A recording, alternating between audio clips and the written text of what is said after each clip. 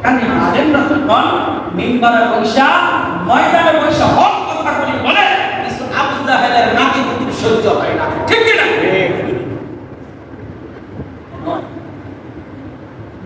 হক তো প্রত্যেকটা মুমিনের দরকার আছে না? হক বুঝার দরকার আছে না? মুহাম্মদুর রাসূলুল্লাহ সাল্লাল্লাহু আলাইহি ওয়াসাল্লাম তার জন্মভূমি মাটিতে থাকতে পারেন না, শুধু কিসের দাওয়াত দেওয়ার জন্য? কোরআন। কিসের? যখন কোরআনের হক কথাগুলো মানুষের কাছে কাছে পৌঁছে এক আল্লাহর কাছে মাথা নত করতে হবে, অন্য কোন দেবতার কাছে মাথা নত করা যাবে না। এটা তখন দুনিয়াবি নবী সুবিধাবাদীদের জন্য এটা সহ্য হলো না। এটা মুহাম্মদকে এই জমিন থেকে তাকে চিরতরে বিদায় করতে হবে।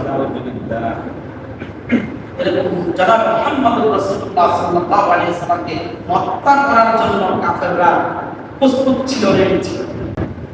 অনেক বিশাল হুদাইবিয়ার সন্ধির সময় নবীজি স্বপ্নে দেখেন কি নবীজি মদিনায় ছিলেন, দেখতেছেন কি বাইতুল্লাহ তাওয়াফ করতেছেন।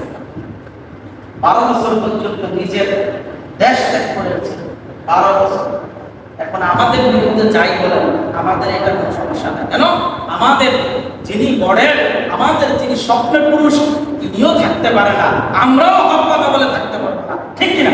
কিন্তু হক বলতেই হবে, তোমার সহ্য হক চাই না হোক, হকের উপর অটল থাকতেই হবে, ঠিক কিনা?